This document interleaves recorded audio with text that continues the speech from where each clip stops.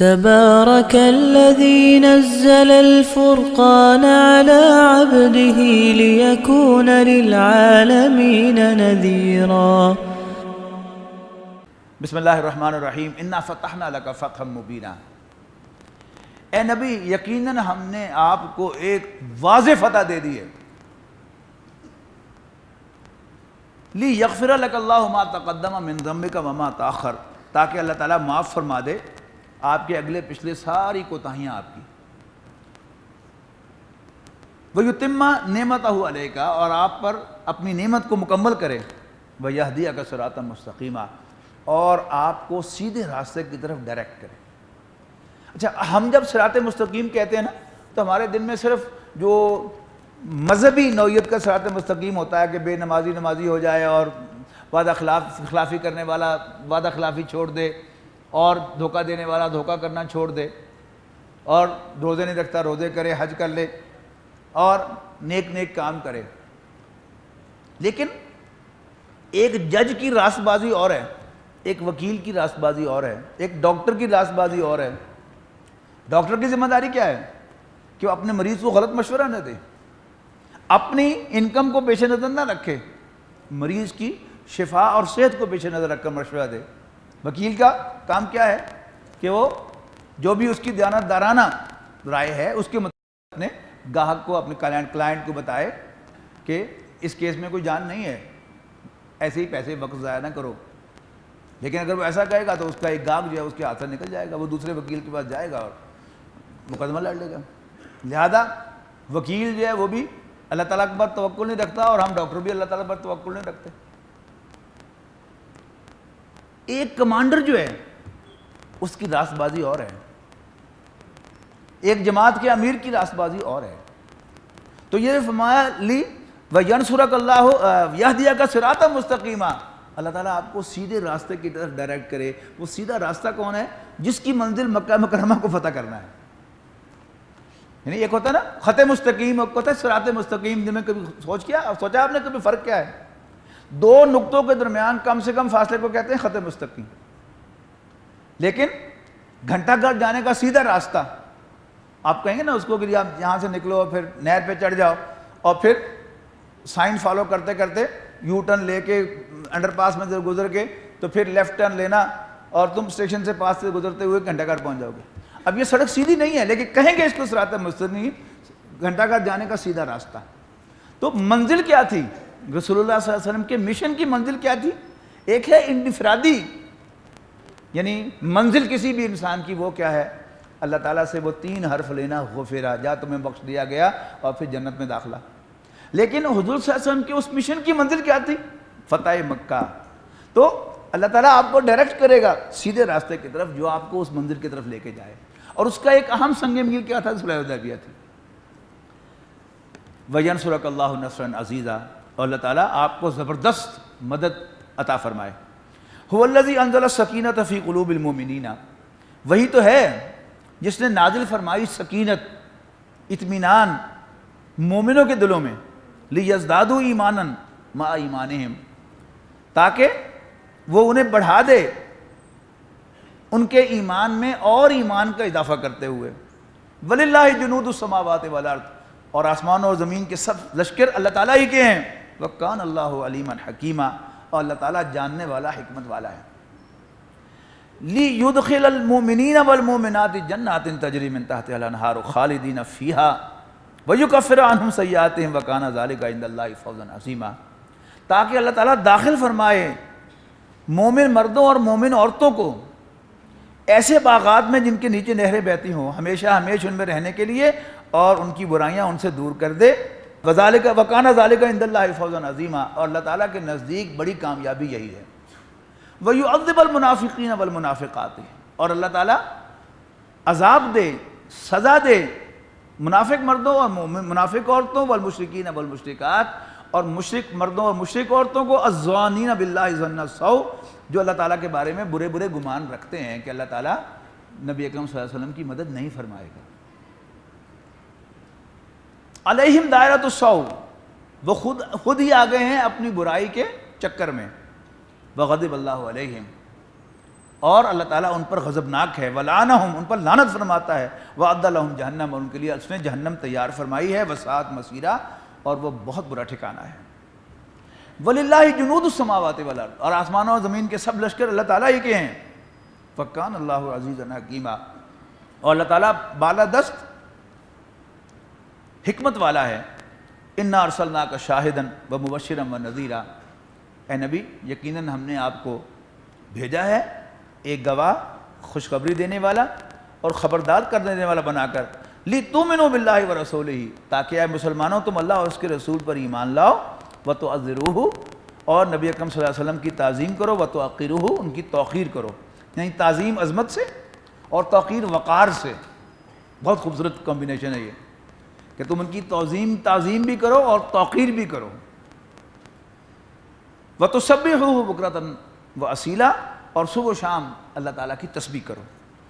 اب آ گیا وہ مضمون، اِنَّ الَّذِينَ يُبَايِعُونَكَ اِنَّمَا يُبَايِعُونَ اللَّهَ بے شک وہ لوگ جو اے نبی آپ کے ہاتھ پر بیعت کر رہے ہیں وہ اللہ تعالیٰ سے بیعت کر رہے ہیں، تم تو صرف اللہ تعالیٰ کے ایجنٹ کی حیثیت سے درمیان میں ہوتا نا، کوئی ایک بڑی کارپوریشن دوسری بڑی کارپوریشن ان کے درمیان کوئی تجارتی معاہدہ ہوتا ہے تو کارپوریشن تو خود چل کر نہیں آتی نا، تو اس کا بھی ایک نمائندہ ہوتا ہے، اس کا بھی ایک نمائندہ ہوتا ہے۔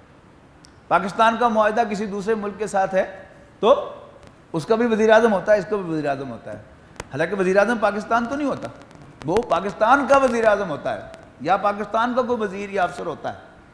تو اصل میں یہاں اس آیت کا مطلب کیا ہے کہ اصل میں وہ معاہدہ میرے ساتھ کر رہے تھے، وہ بات کہ جو ہم پڑھ کے آئے ہیں سورہ توبہ میں، جیسا کہ میں نے عرض کیا کہ اس دن میں ذرا کچھ فٹ نہیں تھا، افسوس ہے کہ میں سورہ توبہ کا حق نہ ادا کر سکا۔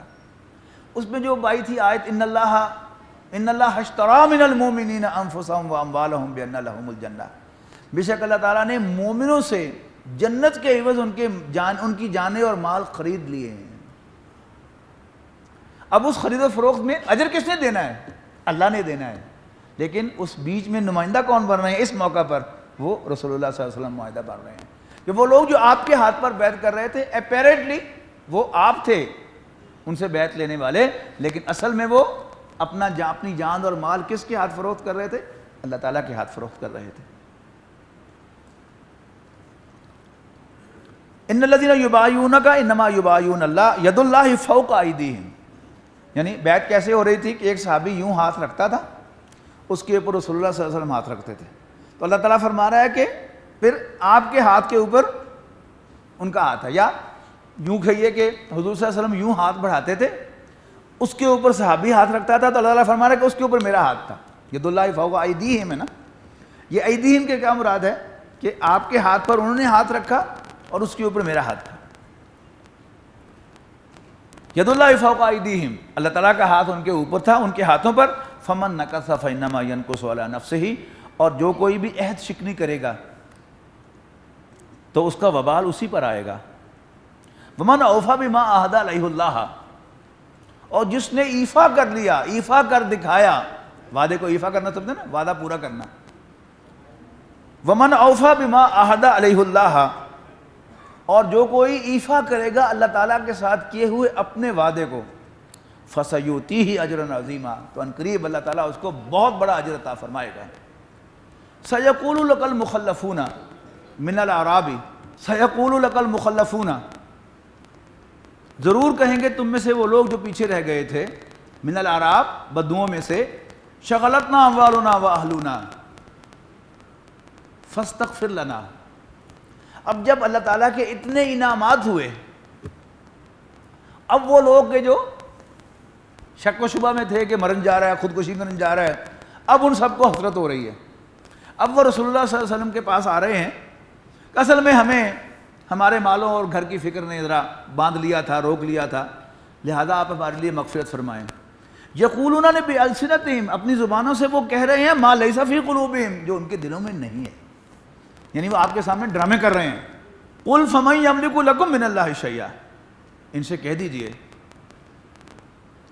اچھا تو کس میں یہ طاقت ہے تم میں سے کہ تو کوئی ذرا بھی روک لے اللہ تعالیٰ کے فیصلے کو، کچھ بھی، ان اراد بکم ضرا، اگر اللہ تعالیٰ تمہیں ضرر پہنچانا چاہے اور ارادہ بکم نفع، یا تمہیں کوئی نفع پہنچانا چاہے. بل کان اللہ بما تعملون خبیرا، حقیقت یہ ہے کہ جو کچھ بھی تم کرتے ہو اللہ تعالیٰ اس سے باخبر ہے. بل ظننتم ان لن ينقلب الرسول والمؤمنون الى اہلہم ابدا، تم یہ سمجھتے تھے کہ اللہ کے رسول اور مسلمان کبھی اپنے گھر والوں کے پاس واپس نہیں آئیں گے. یہ ساری سچویشن جو میں نے آپ کو بتائی ہے وہ ان آیات کو سمجھنے کے لیے کہ شیر کے منہ میں جا کے ہاتھ ڈال رہے ہیں، یہ لڑنے کے لیے ہتھیار بھی نہیں ہے. پتہ نہیں کیا کچھ انہوں نے کہا ہوگا. اب صحابہ کرام اور رسول اللہ صلی اللہ علیہ وسلم کے لیے ترجمہ تو کرنا مجبوری ہوتی ہے، لیکن الفاظ میری زبان نہیں لا سکتی. اب اندازہ لگائیے کہ انہیں کیا کیا باتیں کی ہوں گی کہ ان کو سمجھ نہیں ہے، ان کو بوجھ نہیں ہے، ان پر ایک بھوت سوار ہے اور یہ پاگل ہو گئے ہیں. یہ سارے آج بھی جتنے لوگ دین میں ایکٹیوسٹ ہیں ان کے لیے کیا کیا نام رکھے جاتے ہیں؟ فینیٹکس، انتہا پسند، ایکسٹریمسٹ، مت ماری گئی ہے ان کی. بالکل وہی چیزیں. تو کیا فرمایا؟ بل ظننتم ان لن ينقلب الرسول والمؤمنون الى اہلہم ابدا وزین ذلک فی قلوبہم، اور یہ بات انہیں ان کے دلوں میں بہت زیادہ اٹریکٹیو بنا دی گئی تھی. وظننتم ظن السوء، کہا جا رہا ہے ان سے کہ تمہیں برے برے گمان تھے. ومن لم یؤمن باللہ ورسولہ فإنا اعتدنا للکافرین سعیرا. اب چونکہ یہاں ذکر منافقوں کا ہے تو یہاں حقیقی ایمان مراد ہوگا، اور جو کوئی بھی دل سے ایمان نہ لائے اللہ اور اس کے رسول پر تو ہم نے ایسے کافروں کے لیے جہنم تیار کی ہے. وَلِلَّهِ مُلْكُ السَّمَاوَاتِ وَالْأَرْضِ. اب یہ جو دو جملے ہیں نا ان کو تو آپ یاد کر ہی لیں.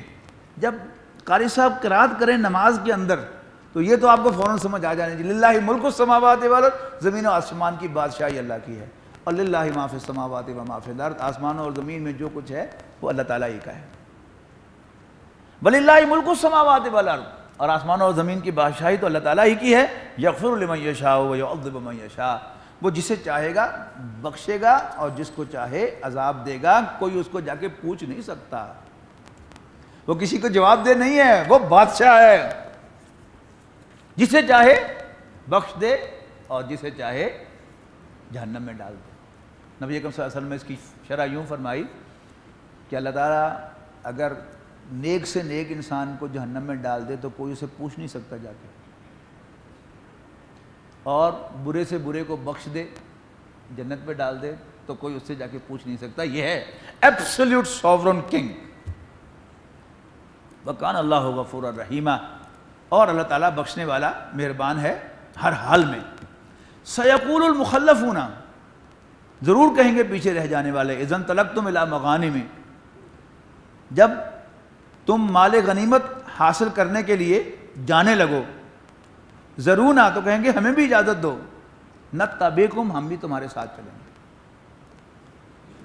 اب آخر میں جا کر اس کا ذکر آئے گا کہ غزوہ اس پہ صلح حدیبیہ کے فوراً بعد نبی اکرم صلی اللہ علیہ وسلم نے خیبر کا رخ کیا، اور وہی جو چند صحابہ تھے صرف انہی کو جانے کی اجازت دی تھی ساتھ، اور اللہ تعالیٰ نے فتح فرمائی اور بے پناہ مال غنیمت آیا. اب اس کا ذکر ہے، اس کو بیک گراؤنڈ میں رکھیں گے سمجھ میں آئے گی، ورنہ یہ بات شاید سمجھ میں نہ آئے. کہ ان قریب پیچھے رہ جانے والے کہیں گے جب تم جانے لگو گے مال غنیمت حاصل کرنے کے لیے، کہ ضرونا، مال غنیمت حاصل کرنے کے مراد کیا ہے؟ تب اس میں خیبر کی جنگ میں جانے لگو گے جس میں تمہیں مال غنیمت ملنے والا ہے. اذا انطلقتم الی مغانم لتاخذوه ضرونا نتبعکم، کہ ذرا ہمیں بھی اجازت دیجیے کہ ہم بھی آپ کا ساتھ دیں. یریدون ان یبدلوا کلام اللہ، کیا وہ چاہتے ہیں کہ وہ اللہ تعالیٰ کے کلام کو بدل دے؟ نو وے. قل لن تتبعونا، ان سے کہو کہ تم ہرگز ہمارے ساتھ نہیں چلو گے. کذالکم قال اللہ من قبل، ایسا ہی کہا تھا اللہ تعالیٰ نے اس سے پہلے بھی. فسیقولون، پھر اس میں جواب میں کیا کہیں گے؟ بل تحسدوننا، اصل میں تم ہم سے حسد کرتے ہو کہ ہمیں کہیں مال غنیمت نہ مل جائے. اب اس لیے کہ ان کے قلوب مل گیا تھا کہ اللہ تعالیٰ کے رسول تو ایک کمال کا کام کر کے آئے، یہ قریش سے صلح کر کے آ گئے. تو اس کا مطلب کیا تھا؟ اور صلح حدیبیہ کو اللہ تعالیٰ نے فتح مبین کیوں کہا؟ اس کو اس پہلو سے بھی نوٹ کیجیے گا کہ قریش نے رسول اللہ صلی اللہ علیہ وسلم کو ایک طاقت مان لیا. جب ٹیبل پہ آ گئے تو کیا ہوا؟ طاقت مان لیا.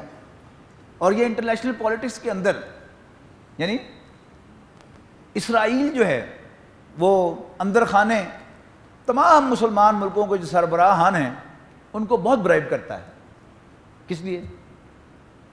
کہ ہمیں ریکگنائز کر لیا جائے. اور یہ سارے حکمران جو ہیں یہ ننگے اندر سے، اس کے سامنے آنکھ نہیں اٹھا سکتے، لیکن ریکگنائز نہیں کر سکتے کہ پبلک پریشر اتنا زیادہ ہے. لیکن یہاں کیا ہو گیا؟ یعنی قریش جو عرب کی سب سے بڑی طاقت ہے، اس نے رسول اللہ صلی اللہ علیہ وسلم کے سامنے ٹیبل پہ آ کر مان لیا کہ محمد صلی اللہ علیہ وسلم ایک طاقت ہے. اب ان پر جو بیت رہی ہے منافقین پر کہ ہون ساری خیر نہیں، یعنی یہ ساری وہ الفاظ جو ہے نا، آپ یہ بات ذہن میں رکھیں گے تو یہ بار بار وہ یہ کہیں گے پھر یہ کہیں گے. اب ان کو دن میں تارے نظر آ رہے ہیں، پھر کہیں گے کہ اچھا اصل میں تم ہم سے حسد کرتے ہو، بل تحسدوننا. آپ جواب ہے اس کا بل کانوا لا یفقہون الا قلیلا. اصل میں ان کی مت ماری گئی ہے، یہ کم ہی سمجھیں گے اللہ تعالیٰ کی اسٹریٹجیز کو. قل للمخلفین من الاعراب. اب حضور صلی اللہ علیہ وسلم سے کہا جا رہا ہے کہ آپ عرب بدوؤں سے کہیے، پیچھے رہ جانے والوں سے، ستدعون الی قوم. اس دفعہ تو نہیں ہم نے آپ کو ساتھ لے کے جانا. اس لیے کہ اب ان کو یہ بھی کلو مل گیا تھا کہ اب یہ آیت نازل ہو گئی، فتح مبین کہہ دیا. اچھا اب ان کو یہ بھی اندازہ تھا کہ اب یہ جدھر جا رہے ہیں اس میں ان کو فتح ملنے والی ہے. اب ایک طرف ان کو پتہ ہے کہ اللہ کے رسول ہیں، اور دوسری طرف ان کا دل مانتا نہیں. یہ عجیب چیز ہوتی ہے. آج بھی یہودیوں کو بالکل پتہ ہے اپنی کتابوں کی روشنی میں کہ اسلام کا غلبہ ہونا ہے، لیکن ایک آخری کوشش کے طور پر یہ کر لو، یہ کر لو، ایسے مسلمانوں کو دبا لو، ایسے پھینک دو، ایسے کر دو. لیکن جیسے اللہ تعالیٰ نے اپنے پیغمبر صلی اللہ علیہ وسلم کو پہلی مرتبہ فتح سے ہمکنار کیا تھا، انشاءاللہ اب پھر ان کی امت جو ہے فتح سے ہمکنار ہوگی. ہم میں سے جو یقین رکھنے والے ہوں گے رسک کریں گے اپنے آپ کو یقین کی بنیاد پر، ڈریں گے نہیں. اللہ تعالیٰ ان کی مدد فرمائے گا. کہاں سے ہوگی، کیسے ہوگی، وی ہیو نو آئیڈیا. لیکن ہمیں یقین رکھنا چاہیے کہ اللہ تعالیٰ کوئی ایسے حالات پیدا کرے گا کہ جن پہ مسلمانوں کو بالآخر فتح ہوگی، اور ایک دفعہ پھر اسلام کا بول بالا ہوگا.